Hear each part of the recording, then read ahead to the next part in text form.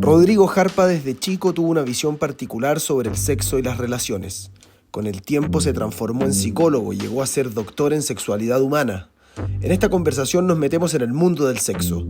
Con mucho amor y humor hablamos de masculinidad, relaciones, cargas mentales y también de psicodélicos. Roll the bones.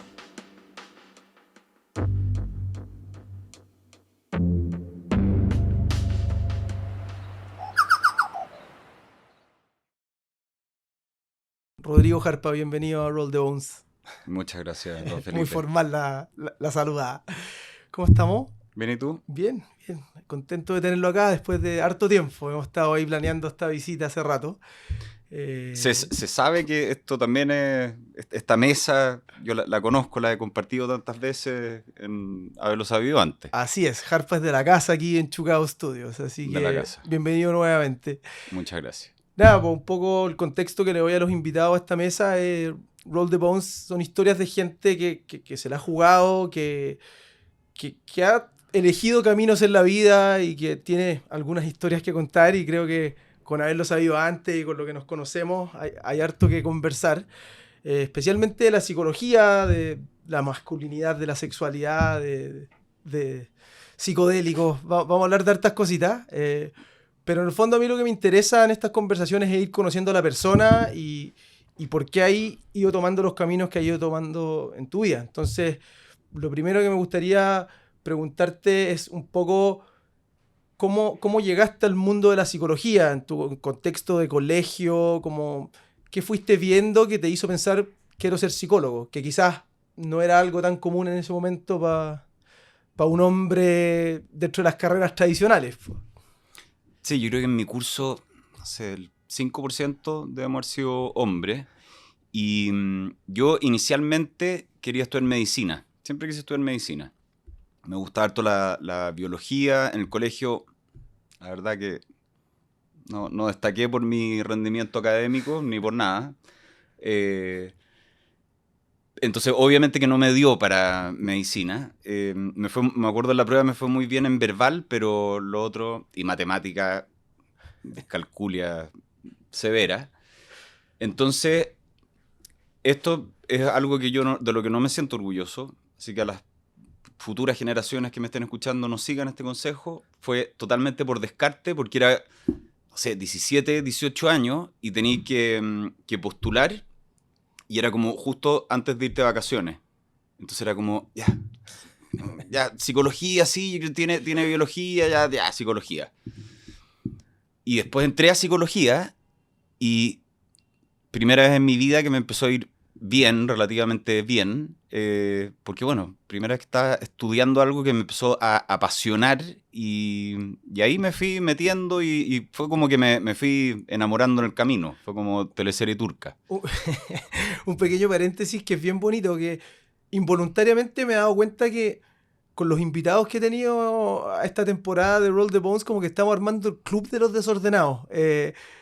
Finalmente, como los que éramos medios peluzones en el colegio, que no nos iba tan bien, todos encontramos un camino, y es divertido que como que mucha gente en esta mesa parte con ese disclaimer, como no, mira, yo era artista y no me iba bien en el colegio, no sabía bien qué hacer, y es choro como ir encontrando ese camino. Entonces, ¿con qué te encontraste ahí en psicología que te fue cautivando? Quizás ayudar a las personas, una cosa más académica, más intelectual, ¿qué te fue enganchando? Al principio me enganchó mucho el psicoanálisis. Estudiar el psicoanálisis es súper entretenido, interesante. También el empezar a relacionar no solamente conceptos o lo que viene desde el psicoanálisis con la vida cotidiana me parecía súper entretenido y quizás me fui volviendo un poco latero, porque estaba como súper pegado y psicología y como medio monotemático. Bueno, después del psicoanálisis yo lo abandoné y ahora trabajo de un modelo radicalmente distinto, pero para estudiarlo era muy, muy atractivo y en general yo te diría que todo lo que fui aprendiendo, pero teníamos un ramo de matemáticas. Estadística. La pesadilla no me abandonó. No, eran matemáticas 1, matemáticas 2. Yeah. Aparte de estadística y, claro, como metodología de la investigación. Pero metodología era entretenido igual. Y yo entré a psicología sabiendo que me quería especializar en sexualidad, que después yo me acordé, y una vez conversando con unas compañeras que me dijeron que ellas se acordaban de una situación, como no sé, primer, segundo día de clases, que fue el director de carrera, don Hernán Bedvar, a la clase y nos preguntó, bueno, ¿y ustedes por qué quieren estudiar psicología? Entonces, bueno, daban distintas razones y yo comenté porque yo quiero ser sexólogo. Y fue como... Y todos pensaron que yo estaba hueveando, pero era en serio. Y, y eso, claro, antes de entrar a psicología yo lo quería llevar por el lado de la medicina, pero fue algo que obviamente que se puede desarrollar desde la psicología. Y eso, dentro de muchas cosas distintas, creo que tiene que ver con que yo veía como algo urgente trabajar en educación sexual. Ese era mi foco inicial. Cacha, qué loco. Como que ya estudiar psicología era quizás una rareza en tu contexto y llegar con esa idea tan determinada de ser sexólogo, educación sexual. ¿De dónde viene eso? ¿Qué viste o qué te llamó la atención o qué te hizo clic quizás en tu adolescencia? No sé, me voy a poner psicólogo yo ahora. Sí, no, yo creo que son varias cosas, pero una importante es que la sexualidad me generaba mucha curiosidad, lo encontraba algo muy, muy distinto, con complejidades, con misterio, y a mí siempre lo que es medio raro o distinto me atrae profundamente. Entonces, para mí en la sexualidad había muchos misterios, muchas cosas contradictorias también. ¿Caché? Como desde los mensajes que podía ver en mi familia, desde los mensajes que eran tan distintos, los que recibía yo versus los mensajes que recibía mi hermana. Entonces, me parecía tan curioso esto, como de tantas contradicciones, de tantas cosas a veces no dichas, no habladas, el cómo yo fui experimentando mis primeros enamoramientos, el deseo sexual, que yo lo viví como con mucha potencia. Y hay algo que para mí fue súper marcador, fue que toda esta idea del sexo, ¿ya? Cuando yo finalmente tuve la primera información, una clase de educación sexual informal sobre de qué se trataba esto del sexo, que estaba como ahí, pero yo no sabía muy bien qué era. Yo haber, o sea, haber tenido 8, 9, y que creo que lo cuento en el libro de Cómo educar niñas y niños. Un vecino del barrio me dio una clase bastante ilustrativa, basada, le tiene que haber pelado un Betamax, un VHS al papá de porno, y eso fue. Y para mí fue tan desilusionante como esto era. Y yo me quedé con la sensación de... Después lo fui como procesando un poco más. En el momento era súper chico, pero como de... No quiero que sea esto. ¿Y cuál era tu idea de lo que tenía que ser? Quizás algo más romántico, puede ser. Pero sobre todo algo más bonito, más profundo. Y lo que me describieron fue una cosa muy mecánica. No sé, no me gustó nada lo que escuché. Ya. Fue como, "Oh, no, yo no quiero que sea esto". Entonces, esa idea quedó ahí como seminal y después se empezó a desarrollar más, y un poco eso fue lo que a mí me fue motivando en direccionar este interés en educación sexual. Qué heavy. ¿Y cuál era ese contexto en los años 90? Religioso, cultural, entre tus amigos, como... ¿Cuál era el contexto de la sexualidad para un cabro de, no sé, 15 entre 15 18 20 años en los 90? ¿Cómo se vivía eso? Sí, era en algunas cosas parecido a lo de ahora, como mensajes muy explícitos por un lado, pero muchas otras cosas que se callaban, que no se decían. Creo que había una mayor rigidez en cuanto a los estereotipos y qué es lo que se esperaba de hombres, mujeres, como súper caricatura. Y ahí yo lo veía en mi casa, por ejemplo, los mensajes que le daban a mi hermana, muy desde como la señorita eh, y como que el embarazo que te vas a cagar la vida, y como básicamente sexo para algo malo y que hay que esperar para el matrimonio. Claro, hablábamos una vez, lo sabía antes alguna vez con la Vego, como la educación sexual era para las mujeres, era básicamente no quedar embarazada, Sí, punto. po. Claro, todo es del no. No, Claro. no, no. Y los mensajes que recibía yo era que de repente eran talla, pero que igual son esas tallas que van quedando, porque es lo que, bueno, parece que esto es como de, no sé, papá, dame plata para ir a comprarme un Super 8 y como, me acuerdo situaciones así, como con visitas, y como, toma, acá tenéis lucas, pues el Super 8 costaba, no sé, 50 pesos, tenéis lucas para que te compré unos condones, y condones para amarrarme los tatos, ¿cachai? Como no. Pero son esos mensajes que van quedando que a mi hermana nunca le habrían tirado esa talla, ¿cachai? Claro. Y así con muchos otros mensajes, pero esa diferencia tan marcada hombre-mujer y también, que esto es algo que sigue estando presente, de una sexualidad más bien disociada y el hombre como puta, en esta postura de macho y cachero las pampas. Esos eran como los mensajes que abundaban. Sí, claro, igual Como... encuentro interesante que hayáis tenido esa sensibilidad en una edad que, sí, claro, yo me voy entre los 15 y los 18, lo único que quería es ponerla, básicamente, y sin pensar demasiado hay como un objetivo súper marcado, que casi como que tenéis que cumplir lo antes posible, y como que los hombres a esa edad tienen una presión súper grande como por cumplir ese objetivo, y da lo mismo como, en la mayoría de los casos, ¿no? O sea, me llama la atención que un cabro se haya detenido a pensar como en la sensibilidad, en las diferencias de género. Sí, es que ahí yo creo que fue un poco más grande y fue como con un poco un choque contra mi realidad, Claro. de que a mí eso no me funcionaba. Y no me funcionaba literalmente y no me hacía ningún sentido. Como que no. Esto como de. Puta, voy a decir una cuestión súper fea y que la otra vez me estaba acordando de qué concepto más de mierda. Pero es que no sé si tú lo viviste, pero existía el concepto de ir a chanear. Por supuesto que sí. No sé si esto ya va a ser... Nos van Pero a no es funar, algo pero... que yo esté promoviendo ni que a mí me haya acomodado. Y al contrario, era como que yo no lo entendía, ¿cachai? Como... Y ese era... está súper como marcado por esa disociación, usar a estas personas y más encima con... Que se relacionaban y que se les daba una connotación tan despectiva, tan negativa, tan de mierda. Heavy. Pero es Eh, como parte de lo...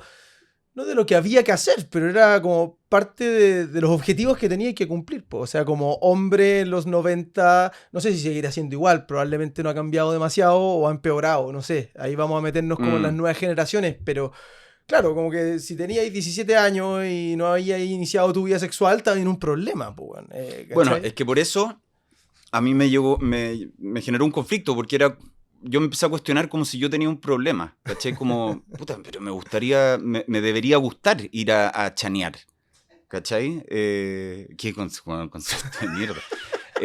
Me debería gustar, debería poder disfrutar, y no, ¿cachai? Bueno, me pasó con otras cosas también, como que de repente no calzaba con el estereotipo, desde algo más, quizás más simple, como que no me gustaba jugar fútbol, y claro, no calzaba con el estereotipo, y generalmente en el colegio era como los que jugaban fútbol y los otros eran o maracos o no sé, ahueonados. Sí, Entonces yo era maraco y ahueonado. claro. Y ya avanzando en la universidad, ¿en qué minuto te planteáis como una posibilidad seria dedicar tu carrera a la sexualidad? O sea, ¿cómo te vais capacitando? Porque me imagino que en la universidad tampoco era un tema que se profundizaba demasiado. No, y que eso yo creo que estamos muy al debe, y no solamente en Chile, en general en las carreras de pregrado, y estoy hablando medicina, psicología y otras, no hay ramos de sexualidad. De repente hay un electivo y ahora hago un electivo en la Universidad del Desarrollo, que la verdad es que me queda súper lejos de la casa, como que ahí hay una cosa de vocación y lo hago, bueno, primero porque cuando estoy haciendo clases lo disfruto mucho y en general los que se meten al electivo son súper motivados y esa experiencia a mí me gusta muchísimo, pero también es por lo relevante que me parece que al menos haya un electivo en pregrado, Claro. ¿cachai? Porque no es muy difícil poder acompañar a una persona desde una manera integral si pretendemos como que no fuera sexual, ¿cachai? Claro. Como que la sexualidad fuera una cosa totalmente aparte. Claro. Y no es así. Y antes de Entonces, meterte como en la parte de la sexualidad, ¿descubriste que teníais como habilidad con las personas? Como para leerlas, para ayudarlas, para conversar, porque también es parte de tu trabajo, po. O sea, ¿cómo era tu relación con las personas a nivel de parejas, de amigos? Como que era ahí una persona con habilidades blandas dentro de tu grupo. cuando más pendex en el colegio, sí, amigos, pero era muy como medio el payasito y era un hincha pelota. Y después no sé si que me haya ido poniendo más serio, pero claro, como conectando de una manera distinta. Y, y es algo, esas cosas que como que te das cuenta después, mirando en retrospectiva, que era de esas personas que buscaban, o sea, que otros recurrían a mí de repente para contarme algo, no sé, para preguntarme, o sea, bueno, quizás algo se percibía en mí que podía ser útil por ese lado, pero, pero también hay cosas que tuve que ir desarrollando, eh, y sobre todo, más que en las relaciones uno a uno o cosas más en escala mini, la comunicación en contextos más amplios y que es algo que yo ahora disfruto muchísimo. Hacer clases, charlas, talleres, todo eso para mí es de las cosas que me gusta hacer. Y eso fue un desafío porque me costaba mucho. Ya. Pero bueno, ahí es el cliché máximo, pero la única forma de superar los miedos es enfrentándolo, exponerte, y al principio te va a costar 100 y después 99,9. Perfecto. Y ya, po, ¿y cómo te fuiste metiendo en el tema de la sexualidad de manera profesional, estudiando? ¿Te fuiste a estudiar afuera? Como en Chile habían posibilidades como de especializarse en eso. ¿Cómo tomaste la decisión de decir, ya, ya terminé psicología básica, ahora me voy a ir al siguiente nivel y me quiero meter en pareja, sexualidad y todos estos temas? Eso yo lo tenía súper claro durante la carrera y ahí como que lo fui teniendo cada vez más claro que quería terminar de estudiar y me quería ir a estudiar después afuera a hacer un posgrado. Que ahora yo pienso y como que me llama la atención como, este pendejo pues igual era bien ahueonado, entonces como, cómo igual lograba tener cosas tan claras y todas las cosas que tuve claras, puta, Bien. bien, ¿cachai? No era tan ahueonado, pero era un cabro chico, ¿cachai? Entonces como este cabro chico, bueno, parece que fueron buenas las decisiones y claro, ahí me fui a Barcelona a hacer el primer posgrado. Después volví a Chile y ahí como que súper rápido empezó a despegar la carrera. Bueno, también sirvió mucho haber ido a programas de televisión, radio, todo eso, pero que yo quizás resultaba atractivo para los programas de televisión y de radio porque ser sexólogo era medio bicho raro. Como Claro. que no era algo tan común como ahora. Y era medio chacotero, o sea, como que me acuerdo las primeras apariciones en la tele era como, y el tamaño del pene, el tamaño importa, el orgasmo, como, era como bien televisado el tema en términos bien básicos, pues, ¿cachai? Yo me acuerdo que tú tratabas de como hablar de cosas un poco más complejas y de no hablar del tamaño y de las weas que llevan hablando 20 años, pues, ¿cachai? Sí, Ahora, me me llama la acuerdo que atención que de costarte hablar en público, llegaste al Buenos Días a Todos, ahí a una exposición bien importante que yo creo que fue clave en su minuto para poner el tema sobre la mesa, ¿o no? es que ahí hubo también una situación puntual que como que marcó ese antes y después. Pues yo me acuerdo que la primera vez que fui al Buenos Días a Todos, Felipe Camiruaga, La Tonka, y ahí yo iba con el Pato Bauerle y la Jane Ya, Morgan, la Happy Jane. Teníamos un espacio. La primera vez que fui, yo me acuerdo que sentado y fue como, casi como una despersonalización, así como, bueno, ¿qué estoy haciendo acá? Y bueno, así como, bueno, la sexualidad es el pene, la vagina, pero para la cagada, y salí y fue como, no vuelvo a esto nunca más en mi vida, o sea, es la peor tortura. Bueno, salí pero con crisis de pánico. Y, y esa semana, ponte tú que fue un martes, y esa semana estaba en Providencia caminando y en una esquina, como a punto de cruzar una calle, y una señora me para y me queda mirando. Entonces me dice, y usted es el psicólogo que va a la tele. Oiga, qué interesante las cosas que habla, porque sabe que uno nunca le enseñaron de estas cosas, así que qué bueno, que siga yendo, algo así como que me tiró buena onda, pero eso como que me dijera como qué interesante, que uno aprende, son cosas que nunca me enseñaron. Fue como, bueno, esto es lo que tú siempre quisiste aportar en Claro. esto. Así que, ¿qué es más importante? ¿Eso o, bueno, puta, hacer algo para superar tu miedo y tu angustia y tu vergüenza y tu ansiedad? Y fue como, ya, démosle. Heavy el poder de masividad de la tele, y en ese sentido me imagino que la tele culturalmente y la publicidad y la música dentro de tu diagnóstico tiene que haber sido parte del problema, ¿o no? De cómo iba formando mentes en torno a la sexualidad. Sí, es que me quedo pensando porque creo que ahora es bastante más parte del problema. Eh, y no solo en la sexualidad, eh, quizás llevando como a un foco puntual de la sexualidad, sino que creo que en términos generales de cómo nos estamos relacionando, cómo estamos viviendo, cuáles son nuestras aspiraciones, nuestros valores. Quizás estoy sonando como a viejo, no sé, como lamentoso, eh, pero puta, es algo que lo veo, ¿cachai? Lo veo tanto en la consulta, bueno, en la clínica yo trabajo con adultos nomás, pero también cuando voy a colegio y hago charlas y estoy con niños, niñas, adolescentes, también es algo que se ve y que creo que antes el impacto era menos nocivo que el que está haciendo ahora. Y ahí vamos un poco a la consulta. Te especializaste, me imagino que también, claro, aparecer en la tele te empezó a derivar pacientes. eh, ¿Y cuál fue tu experiencia ya viendo parejas, viendo problemas reales? Como que, ¿cuál es tu primer diagnóstico? ¿Qué empezaste a ver? ¿Qué problemas se empezaron a repetir en la consulta?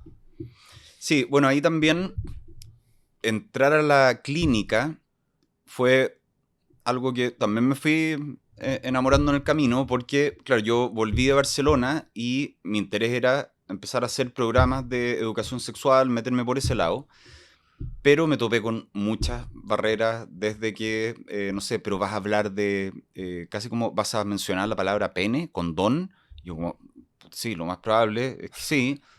No, se empezaron a cerrar las puertas y claro, uno necesita también pagar las cuentas, entonces partí con la clínica y al final por muchos años fue 100% clínica dedicado a eso.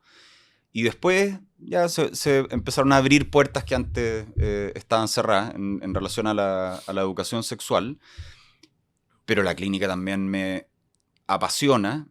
No, yo no creo que podría ser solo clínica o solo como hacer una sola cosa y ahí yo de repente paro y como que busco ya ese como darme cuenta y estar súper agradecido porque yo me imagino en un trabajo todos los días haciendo lo mismo, no sé, no sé si podría. Entonces ahí diversificar clínica, charlas y bueno, Podcast. libros, podcast, las distintas cosas que hago. Y, y ahí sí yo vi un cambio porque las primeras consultas y los primeros pacientes que vi, en general muy frecuente que las mujeres consultaran por bajo deseo, problemas con el deseo sexual, y en los hombres los motivos de consulta estaban más relacionados al, entre comillas, rendimiento. ¿Ya? Rendimiento me refiero eyaculación precoz, disfunción eréctil, ¿ya? Por ese lado. Pero ahora ha ido aumentando mucho más la consulta por parte de hombres por problemas relacionados con el deseo. Está súper a la par. Ya. Y que es bastante entendible por el contexto. Yo creo que estamos viviendo de una manera que es bastante poco amiga del deseo. Partiendo por algo súper concreto de lo hecho bolsa que llegamos al final del día. O sea, como también ahí pensar en deseos como, no, o sea, pon Netflix o atontarme de alguna manera y chao y hasta mañana. Claro. Y también ahí esas se ha ideas, visto un cambio. Esas problemáticas o esas ideas también provienen de como preconceptos, o sea, como que muchas veces lo hemos conversado, pero como parejas que creen que, no sé, pues, van a tener que mantener esa llama de deseo espontáneo que tenían cuando comenzaron, como que de repente te dicen como, oye, una relación de pareja tiene que ser así, tenéis que follar, weón, 3 veces a la semana si no tenéis un problema, pero en la práctica te vais dando cuenta que la vida no es así, que hay otras complejidades, como que esa frustración viene de ideas preconcebidas, ¿o no? O sea, y en distintos ámbitos muchas frustraciones vienen de esas ideas preconcebidas, pero en la sexualidad creo que el 99% viene de esas ideas preconcebidas. Y si nosotros pensamos, por ejemplo, lo que se considera como una disfunción sexual es algo que tiene que cumplir con ciertos criterios diagnósticos, ¿ya? Y el concepto de disfunción sexual lo podemos enmarcar dentro del Manual Diagnóstico y Estadístico de los Trastornos Mentales, que es un libro que define y describe cuáles son los distintos trastornos y hace una descripción de los distintos síntomas, signos. Y de alguna manera todo lo que se describe ahí es el no cumplir con una expectativa o un mandato, algo que está establecido externamente. Todas las disfunciones sexuales, de alguna manera, son el no cumplimiento de parámetros definidos, ¿cachai? Puntualmente. Y que esto a mí me llama mucho la atención, porque en el DSM-5, que es la última versión del 2013, la eyaculación precoz está definida como eyaculación persistente recurrente antes de un minuto, antes de la penetración o hasta máximo 1 minuto después de la penetración vaginal. ¿Por qué 1 minuto? ¿Por qué no 1 minuto 23? Y de la penetración vaginal. Claro. Que bueno, por lo menos algo bueno que es que todas las personas que no practican penetración vaginal no tienen eyaculación precoz independiente de lo que duren. Pero ¿cachai la estupidez? Y que más encima la duración pueda estar enmarcada y esté definida en un manual diagnóstico y estadístico de los trastornos mentales. A mí eso me parece trastornante.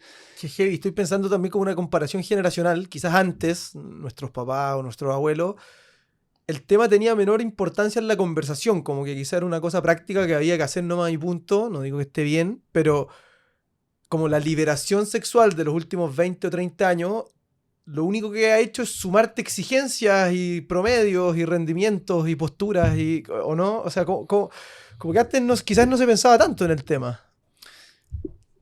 O se pensaba distinto, sí, pero puede ser que no estuvieran patologizadas experiencias que hoy día sí lo están, y que ahí hay algo peligroso, porque muchas veces están patologizadas por no cumplir con ciertos estándares y se vende solapadamente que el empoderamiento, que la liberación es poder disfrutar libremente, y el disfrutar libremente igual tiene que ver con cumplir con eso que se espera que uno cumpla. Entonces, es como la obligación a ser libre, que ya es irrealizable, se genera una paradoja.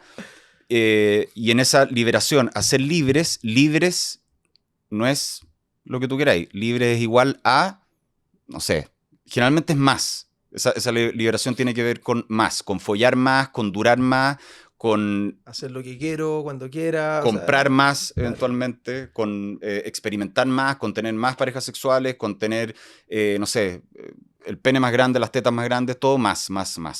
Tengo que hacer una pregunta bien matinalesca.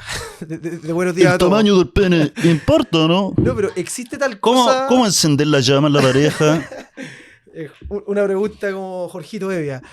¿Existe tal cosa como la sexualidad de los chilenos? O sea, tú podrías como estereotipar, en el fondo, cómo es la vida sexual de los chilenos en comparación con los argentinos, con los españoles, con los gringos. ¿Tú has sido capaz de como tomar esa foto? Si yo lo hablo de mi experiencia, está súper sesgado porque, claro, lo que yo veo en la consulta es una realidad que no sé si es generalizable, perdón. Pero sí podríamos quizás plantear, más allá de esas cuatro paredes, que es una sexualidad que en general es bastante más, ¿cómo decirlo? El pasto del vecino es bastante menos verde de lo que creemos que es. Ya. ¿Ya? Y esto en términos generales, porque, de nuevo, en términos generales también está la expectativa o la creencia de que todos están follando, no sé, todos los días de la semana, pasándolo increíble y como una cosa wow, y la verdad es que no es así. En términos generales, no es así. Y en base a datos, no me acuerdo exactamente el estudio, y es como del 2010 y algo, pero que se comparaba la frecuencia sexual y la expectativa de frecuencia sexual en la TAM, y en Chile, curiosamente, éramos el país que tenía una mayor discrepancia, que había una mayor brecha entre la frecuencia que esperábamos, como que planteábamos como deseable, y la que realmente estábamos teniendo. Y así creo que pasa con muchas otras cosas, no solamente respecto a la frecuencia. Como que hay una expectativa muy alta y lo que se está dando en la realidad Y eso es genera, diferente. me acordé de una frase, creo que era, no sé si era Esther Perel, que hablaba como que la sexualidad cuando está mal representa como el 99% de tus problemas. Cuando está bien, quizá el 1%. ¿Qué tan importante es la vida sexual en una pareja estable? ¿Cuándo se transforma en un problema enorme? ¿Cuándo está bien? ¿Cuándo estamos bien, sanos?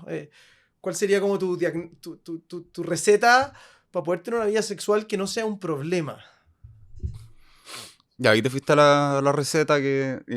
es demasiado complejo. Sí, yo no es Obvio. que yo entiendo esa pregunta, ¿ya? O cuando también me hacen la pregunta, ya, ¿cómo mantener viva la llama, etcétera?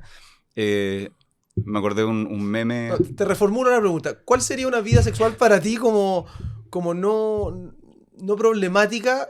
Probablemente eso depende de cada pareja, pero esa frase que dice que cuando la cosa anda mal es un problema enorme, cuando la cosa está bien no es tan importante. O sea, ¿cómo veis tú esa frase? Sí, me hace total sentido. Ahora, claro, yo ahí partiría por preguntar qué entendemos por una vida sexual. ¿Cachai? ¿Es un pene dentro de una vagina Claro. o otro genital interactuando con otro genital? ¿O tenemos una concepción más amplia? Que en general, para poder tener una vida sexual más satisfactoria, mientras más amplia sea nuestra concepción de qué es una vida sexual, más probabilidades vamos a tener de que sea satisfactoria. Pues si limitamos vida Obvio. sexual a una práctica específica, se nos está acortando demasiado, se nos limitan demasiado las posibilidades. Ahora, algo que puede ser súper útil de tener presente es un concepto de el sexo suficientemente bueno.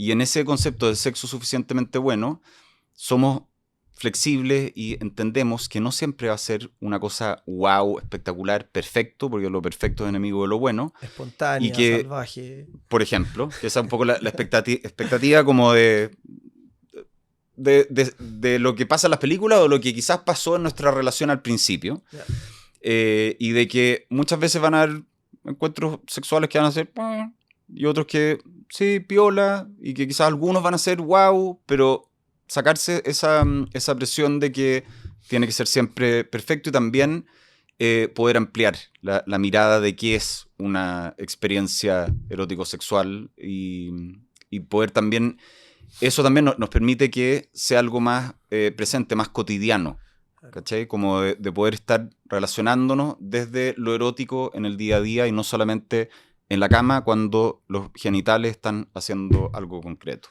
Perfecto. Estábamos conversando antes de basar esta conversación en algunos de los libros que tú has escrito, que yo me he leído varios, no todos, pero hay unos muy buenos y que tienen un enfoque que a mí me atrae mucho. El primero es hablar de sexo. Habla de sexo. Habla de sexo. Que es del 2009. Yo la otra vez lo empecé, hace tiempo, lo empecé a leer y fue como, no. Bueno, me imagino... A todos les pasa un poco lo mismo cuando hay un trabajo creativo, yo creo. Veis las cosas que hiciste hace 10 años y no... Sí, aparte que... Bueno, o sea, que bueno también, pues si siguiera pensando igual que el 2009, yo creo que estaríamos en problemas. Pero he tenido un cambio muy radical en cómo entiendo la sexualidad y mucho de lo que planteo en ese libro, como que es como... Pero hablar de sexo es importante para poder mejorar en ese ámbito y tener una cosa más armoniosa en pareja, personal...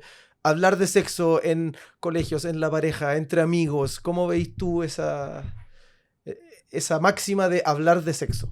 Sí, es que ahí yo lo llevaría, de nuevo, a esta invitación a una concepción más amplia y de repente resulta más fácil pensar en sexualidad y hablar de sexualidad entendiendo la sexualidad como una cualidad, una dimensión inherente a todas las personas y que también se relaciona con cómo nos expresamos, cómo nos relacionamos, cómo experimentamos el mundo, cómo vivimos nuestras emociones. Entonces, sí, hablar de todo eso sí. Y trabajar y cultivar el bienestar en todo eso me parece que es fundamental. Que, de nuevo, lo que voy es que no pensar en ese hablar o esa conversación limitándola, por ejemplo, a partes del cuerpo o muchas veces lo que ha pasado en la educación sexual, que se cree que es solamente hablar de embarazo, infección de transmisión sexual o reducirla a lo anatómico fisiológico o ahora este temor que muchas veces está en los papás de que le van a meter cosas en la cabeza, ¿ya? Porque ahora, claro, se abrió un poco la conversación más allá de lo biológico, infecciones, embarazo, etc. Hablar, por ejemplo, de diversidades y está este miedo de que si le hablan entonces de algo de esto, le van a meter algo. Hablemos, pero no tanto. Claro, no tanto porque como si tuviéramos el poder de, con una conversación, no sé, cambiar la orientación o la identidad de alguien y no es así. ¿Y en tu experiencia en la consulta, las parejas hablan de sexo o llegan a tu consulta precisamente porque no saben y no pueden hablar de los problemas o de las necesidades que tienen? Pasa de todo, y yo creo que ahora sí se habla más, pero va a depender mucho de cómo se habla. Y quizás acá lo voy a llevar más también, cómo yo lo trabajo en la terapia. Que muchas veces cuando tenemos una dificultad o un problema, centramos la conversación en la dificultad o en el problema. Y es difícil avanzar si es que nos quedamos ahí, ¿ya? Y en el contexto de las relaciones de pareja, cuando hay un problema muchas veces, cada miembro de la pareja tiene una mirada distinta de cuál es el problema. Hay veces que también tienen visiones distintas de qué es lo que hay que hacer para solucionar el problema, pero si nos enfocamos en qué es lo que cada uno está esperando, como el concepto del futuro deseado, ahí es más probable que podamos encontrar algo en común. Por ejemplo, el problema es, que este es un ejemplo que yo pongo harto en clase, el problema es que ella nunca quiere tener sexo conmigo. No, el problema no es eso, el problema es que tú eres demasiado poco cariñoso, poco atento. Con suerte me saludáis al final del día y claro, después en la noche esperáis que yo quiera tener sexo contigo, ¿cachai? Hay visiones distintas de cuál es el problema. Entonces, ¿cuál sería la solución? La solución es que empecemos a tener más sexo. No, la solución es que tú empieces a hacer más cariño, ¿ya? ¿Cachai? Entonces ahí nos podemos quedar súper entrampados. Entonces, sí hablan, pero hay veces que la forma de enfocar la conversación no está resultando productiva y cuando llegan a consulta finalmente es porque ya sea a través de haber intentado solucionar mediante el diálogo o a través de cambios, los intentos de solución no han sido efectivos y por algo están ahí. Claro. Voy a tirar los libros no en orden cronológico, sino por los temas que me fueron llamando la atención. Así que si me salto alguno, no es intencional. El juego del sexo me pareció súper lindo el approach de volver a jugar. si voy a elaborar un poco esa idea de la importancia del juego en la vida individual, en la vida de pareja, me pareció súper bonito ese concepto. Es que el juego en sí es algo súper humano y que ha estado presente históricamente, pero que lo hemos abandonado cada vez más porque el juego no es muy amigo del rendimiento, de la productividad y, y muchas veces en el sexo también lo hemos empezado a construir o a transformar en algo lleno de reglas, de imposiciones, que también sigue de repente esta misma lógica de producir, como si fuera, no sé, otra empresa más, y se nos olvida jugar. Y ahí mi invitación es volver a conectar con ese juego libre, que el juego libre es algo que se hace por el placer funcional de la conducta. Y en el día a día estamos teniendo pocas cosas que hagamos por el placer funcional de la conducta. ¿Y a qué me refiero con eso? Como si yo esto es jugando, estoy como jugando a hacer esto, lo estoy haciendo solamente por el placer que me da hacer esto. No estoy compitiendo, no estoy buscando lograr ni un objetivo más allá, sino que simplemente por ese placer que me da la conducta en sí. Entonces va un poco en esa línea y también el juego donde yo soy consciente de qué juego quiero jugar yo, de cómo yo quiero vivir mi sexualidad, de qué es lo que es importante para mí. Y que eso también es algo súper bonito que he integrado en la terapia y es el trabajo con los valores en el sentido de conectar con el propósito, el sentido, con el tipo de personas que queremos ser, el tipo de vidas que queremos vivir, que es distinto a enfocarnos solamente... Perdón, se me salió un asteroide. Una letra, como dice la Bego. Una letra. Que es distinto enfocarnos solamente en metas, objetivos, todas esas cosas que podemos tachar de una lista de pendientes, porque, de nuevo, estamos en esta especie de vidas, carreras enfocadas en tachar los pendientes de la lista, pero que al final cuando ya saco uno, ya puede ser que aparezca otro más allá, pero después saco ese y a la base muchas veces hay una sensación de vacío, de este sinsentido existencial, de falta de propósito. Entonces poder abrir ese espacio en la terapia y que está bien, podemos trabajar en objetivos y metas, pero que estén enmarcados y teñidos por un propósito más profundo de por qué es importante para mí lograr esto, cambia todo el proceso y lo enriquece y lo llena de una motivación diferente también. Y que heavy, creo que también lo hemos hablado, una vez lo sabido antes varias veces, pero como las diferentes cargas entre hombres y mujeres. O sea, las mujeres quizás tienen una carga más doméstica de los niños que la colación, que aquí, que allá. Los hombres quizás tenemos una carga más de las cuentas, del trabajo. Si sumamos a esta licuadora, puta, el screen time, el tiempo que pasamos en el teléfono, en nuestro tiempo libre, qué difícil es, como decís tú hace un rato, al final del día acostarse y tener deseo, ¿no? Como, ¿cuál sería como el antídoto contra ese estilo de vida que estamos teniendo, güey? ¿O estamos cagados? Yo de repente entro en cosas medio desesperanzadoras. No, pero no estamos cagados. Pero de repente, que también lo hablamos en haberlo sabido antes, como que entro en una especie de desesperanza con la humanidad. No sé, ese viejujo que está ahí, como que es como una guagua. ¿Trump? Sí. Como me imagino como unas guaguas así como jugando como con Godzilla, como haciendo chocar y como un... No, bueno, es que el poder mal manejado, no sé, pero se me viene una imagen muy infantil del manejo del poder. Pero más allá de Trump,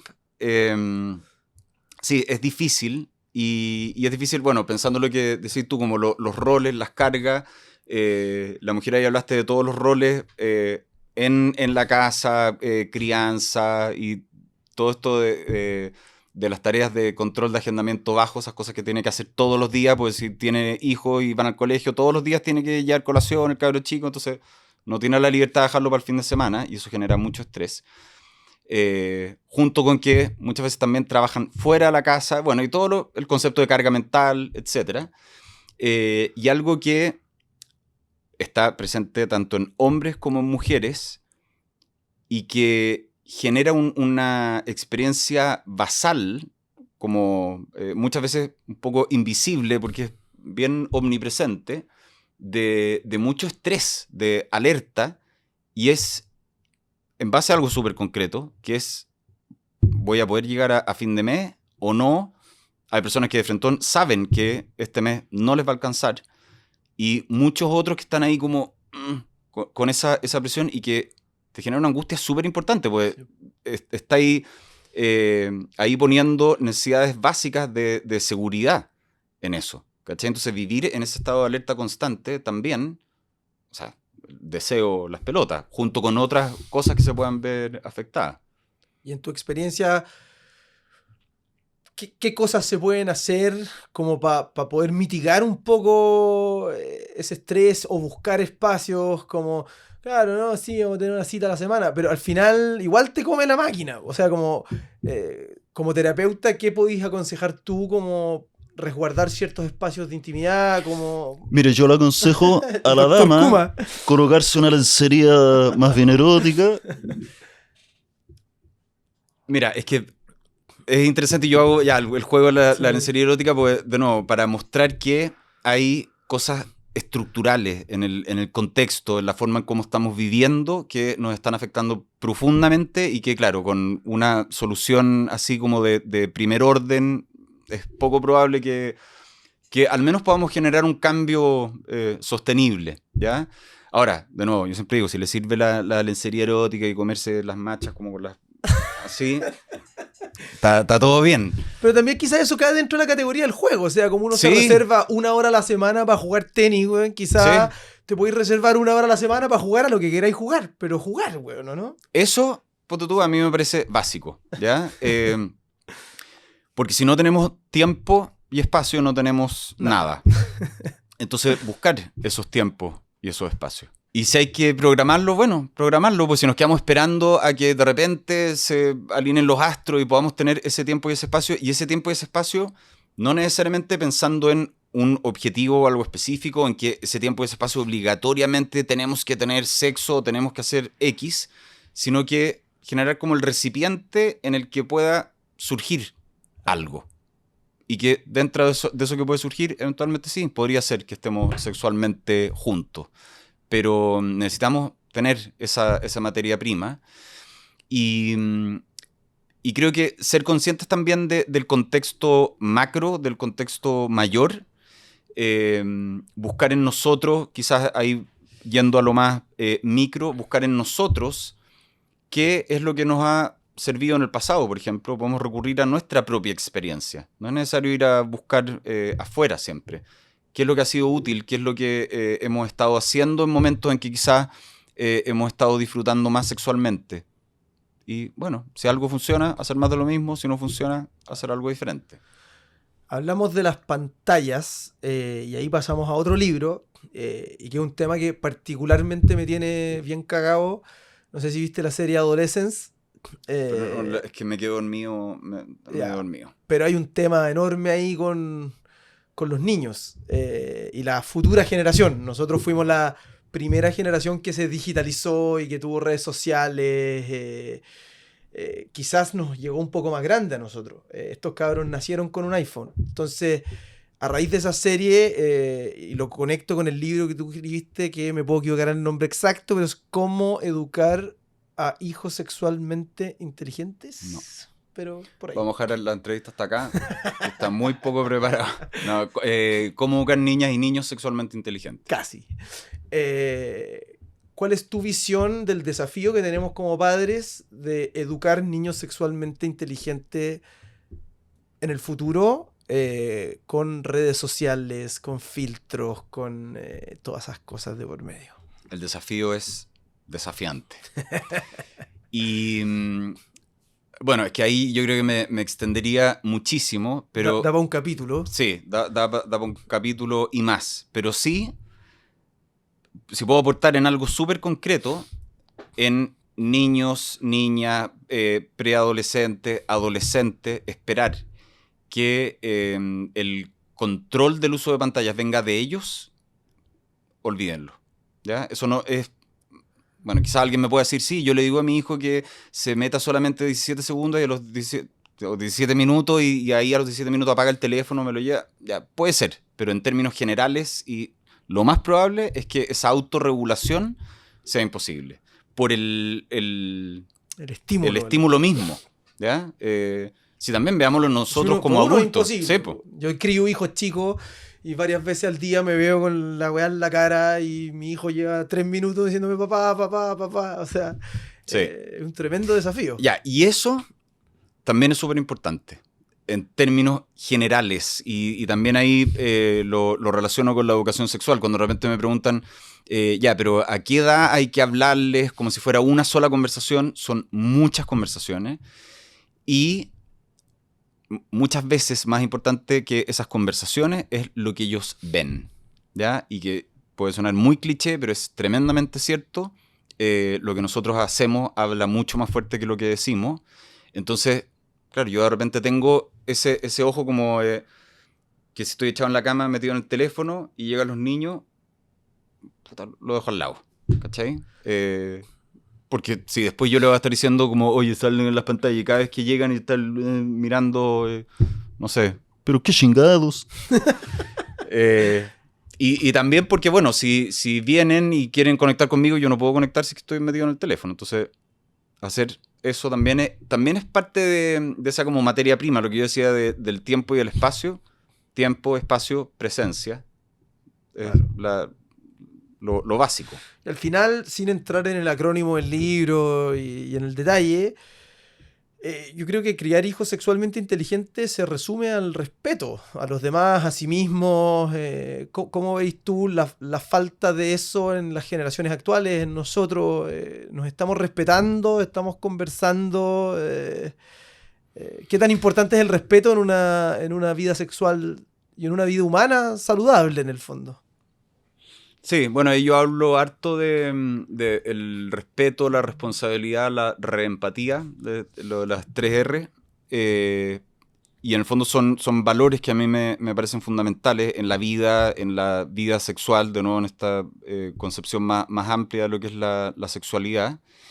Y ahí me parece también súper importante que podamos ofrecer figuras o modelos de identificación que sean más positivos, porque podemos hablar mucho de conductas y de fomentar conductas, pero va a depender mucho de dónde estén enmarcadas estas conductas. Lo voy a poner con algo súper concreto. Si a un, no sé, puber, a un adolescente que le gusta Wisin y Yandel, y Wisin y Yandel es sabido que le encanta comer. Siempre invento ejemplos y se me ocurren unas barbaridades. Pan con... ¿Qué pan con algo que haga muy mal? Pan con caca, ya. No, es que no. Pan con... Ya, pan con tocino, huevo... Qué rico, Mayonesa. pan con tocino, huevo y mayonesa. Pan con tocino, huevo y manjar, ¿ya? Tú le puedes decir... Bueno, no comas pan con tocino, huevo de manjar, le podéis dar todas las razones, mostrarle los papers científicos, todos los argumentos, pero Wisin y Yandel. Wisin y Yandel, ¿ya? Y es una figura de identificación, por lo tanto esa conducta está enmarcada en algo mucho mayor. Claro. Entonces si no ofrecemos Wisin y Yandeles que sean más positivos, con lo que se genere una deseabilidad y que busquen identificarse, y a partir de esos... Wisin y Yandel es más positivos poder enmarcar ciertas conductas. Yo creo que Wisin va y Yandel, a ser muy difícil. Por Wisin eso y Yandel era un lord al lado de los Jordan 23 y los te agarran los cachetes. Y los Sí, ejemplos que hay hoy día no están muy virtuosos. ¿Cachai? Y si eso es lo deseable, y también esas son las figuras de identificación, como, bueno, ¿qué es ser hombre? ¿Qué es ser... ¿Cachai? Entonces por eso yo refuerzo el concepto de ser sexualmente inteligente, que apunta a una identidad, ¿cachai? Que es distinto a hablar de conducta, y en ese paraguas del concepto uno puede ir promoviendo determinadas conductas, pero generar figuras de identificación que sean más positivas. Y ahí también, algo que yo eso lo hablo mucho en las charlas con los papás, la importancia del padre presente y el padre como una figura cercana, cariñosa, que sea capaz de contener, que también se pueda mostrar vulnerable, un poco un padre quizás distinto al estereotipo de los papás de las generaciones anteriores, y, y entendiendo que esa, para los niños hombres, esa va a ser la figura de identificación. Claro. Y para las mujeres también, eso va a ser lo que van a ir internalizando y entendiendo de, bueno, esto es ser, esto es la masculinidad de alguna manera, porque si no está eso, las figuras de identificación son externas, y en general las figuras de identificación externas son, no sé, Jordan 23, ni lo conozco, yo pensé que ya. Jordan 23, ¿cachai? Elegante. Elegante, que cuando nosotros éramos chicos, no sé, pues era Schwarzenegger, ¿cachai? En general son figuras muy... Mitch Buchanan. Claro. Caricaturas de lo masculino y generalmente más ligado a lo masculinidad tóxica. Entonces la presencia del padre, bueno, hay estudios que incluso llegaron a cambiar políticas públicas en Estados Unidos de los efectos que tenía la presencia del padre, y de un poco este padre que yo te describía, en la salud mental, fundamentalmente en la salud mental de los hijos hombres, y es, bueno, heavy.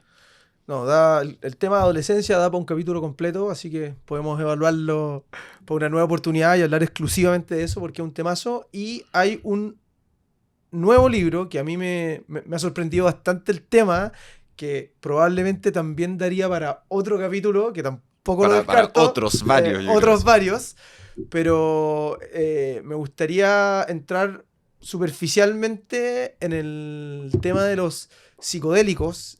Tú te fuiste a Estados Unidos a estudiar el tema de hongos, de algunas drogas alucinógenas para tener resultados terapéuticos. Yo sé que da para un capítulo completo, pero cuéntanos un poquito de ese tema, cómo llegaste a meterte ese tema y cuáles son como los resultados que has visto en el tiempo que llevas investigando esto. Ya. Ahí voy a tratar de resumirlo al máximo porque también es un tema que me interesa, me apasiona, entonces se me podría lanzar la vitrola y estar 5 horas hablando.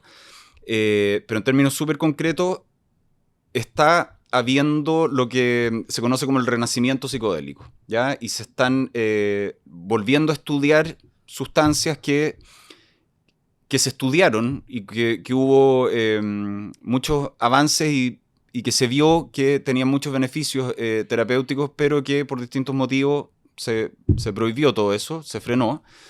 Y se está retomando la investigación, se está retomando la investigación del uso de psicodélicos en contextos terapéuticos, terapia asistida con psicodélicos, con resultados muy prometedores, mostrando la tremenda efectividad que tienen estas sustancias en el contexto terapéutico para tratar distintas problemáticas, afecciones, como queramos llamarlo. Y ahí, bueno, yo hice, eso ya quizás daría para otro capítulo, un poco por qué me fui metiendo en esto y por qué me interesó tanto, y fue como, wow, está pasando esto ahora. Pero hay muchas personas que no tienen idea de eso que está pasando. Entonces me pareció muy importante un poco cuando que me contactaron a mí de la editorial para escribir el libro. Y claro, lo pensé harto, como, sí, no, me di todas las vueltas posibles. Y fue al final, de nuevo, también como creo que hay una responsabilidad de poder hacer más accesible este conocimiento y que más personas sepan lo que está pasando.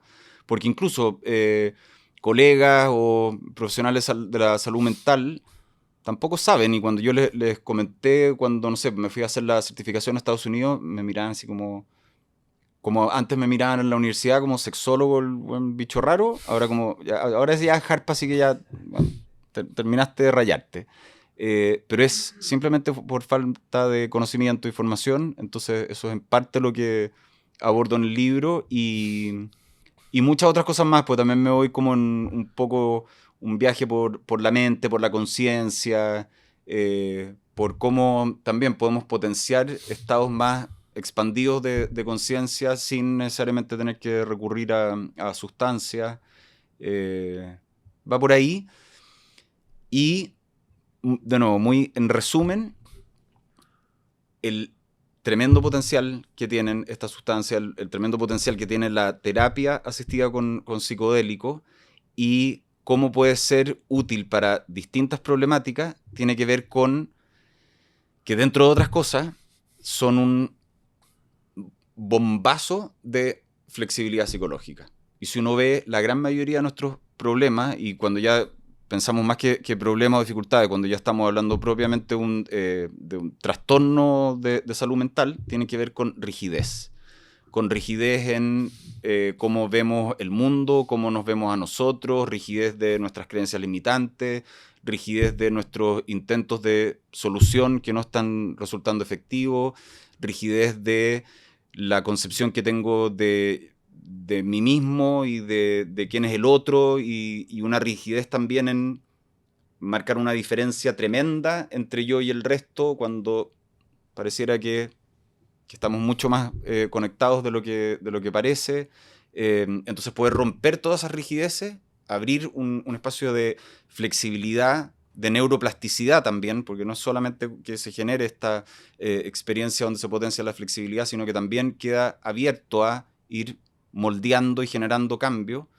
Puta, es una herramienta tremendamente potente y que espero que esta vez se maneje con cuidado, que se cuide, porque está súper sensible. Entonces es importante que seamos responsables en los usos, en los contextos en que se utilizan, porque si no se nos puede ir todo al carajo. Pero que heavy eso que habláis de la bomba como de flexibilidad mental, y quizás sin quererlo llegamos como a una conclusión de esta conversación del estilo de vida, de cómo nos relacionamos, de cómo estamos conectados, hiperconectados, del estrés, de finalmente quizás a través de psicodélicos o a través de quizás otros caminos, pero detenerse un poco y pensar cómo estamos haciendo las cosas, cómo nos estamos relacionando con nuestra pareja, con nuestros hijos, en nuestro trabajo.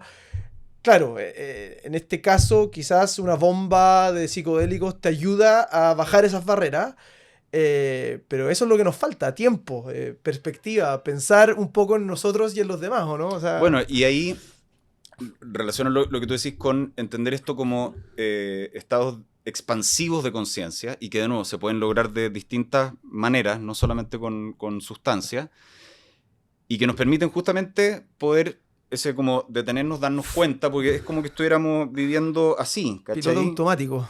Entonces de repente esto que nos permite ver con más perspectiva, y nos empezamos a dar cuenta de muchas cosas que pueden ser tremendamente importantes y que hemos dejado de ver y que hemos dejado de cultivar también. Qué buena. Y para ir cerrando, te prometo que vamos a tener esos 2 capítulos en algún minuto, adolescencia y psicodélico en profundidad, porque es un temazo. ¿Cuál ha sido como tu experiencia? Ya llevas hartos años en clínica, en charlas, generando contenido. ¿Cuál crees tú que ha sido como el efecto que ha tenido tu trabajo en personas, en parejas que tú atendís, en comentarios que te hacen en redes sociales, la señora que te paró en la esquina saliendo de TVN? Es rico sentir que en el fondo tu proceso mental ha ayudado a otros a destrabar y a solucionar algunas cosas. ¿Con qué sensación te quedas tú siendo terapeuta sexual, de pareja y de otras cosas? O sea, es lo que me mantiene haciendo lo que hago, que me mantiene súper comprometido. Yo sigo siendo súper ñoño y siempre estudiando, y bueno, y por eso no he parado de formarme, y bueno, también tiene que ver con mi curiosidad, pero el poder aportar a las personas en esta dimensión en particular. Yo creo que todas las carreras, oficios aportan de alguna forma, pero para mí poder aportar en este camino tiene un sentido profundo y es maravilloso, y cuando te lo agradecen, tú podés como tener ese feedback concreto, o cuando lo podéis ver en una sonrisa o en los ojitos que se ponen brillosos, puta, es como una inyección de motivación de seguir para adelante. Y quizás te voy a echar al agua acá, pero el humor y estos personajes y haberlo sabido antes, ¿te ha ayudado en este camino? Porque me acuerdo que cuando empezamos este proyecto tú tenías un poco de susto de esta imagen un poco más chacotera versus el terapeuta. Ya con el diario del lunes, ¿cómo veis ese ejercicio de haberte mostrado en una faceta un poco más chacotera, pero a la vez hablando de los temas importantes? Bueno, ha sido mi conflicto histórico de cómo integrar un poco esas dos cosas, que yo creo que, bueno, también en la carrera, como siempre se nos plantea esta cosa muy seria, y por eso también cuando iba las primeras veces a la tele, como parecía Robocop, aparte por lo nervioso y puta, estaba como con crisis de pánico. Pero en términos de los resultados, no es que me haya afectado negativamente, al contrario. Y me he ido como amistando más un poco, he ido logrando como hacer el match de las dos partes, porque no me veo y no disfruto también dejando fuera el humor. Creo que el humor en sí es súper terapéutico, y el humor no necesariamente implica restarle importancia a algo. Puede ser todo lo contrario. Entonces creo que tenerlo presente y integrarlo en la vida, integrarlo en la terapia también, puede ser súper útil. Pero como te decía, no es algo que me haya afectado, al contrario. Ya, pues, Harpini, se cumplió la conversación. Creo que para mí el corazón de este proyecto es tener estos espacios, porque dentro de la misma lógica de parar un poco la máquina, conversar con gente que ha estudiado temas o que ha ayudado a personas o que ha tenido un estilo de vida, se agradece y puede ser un ejemplo para muchas personas. Así que nada, pues muchas gracias por venir a Roll the Bones. Muchas gracias por la invitación y volveremos.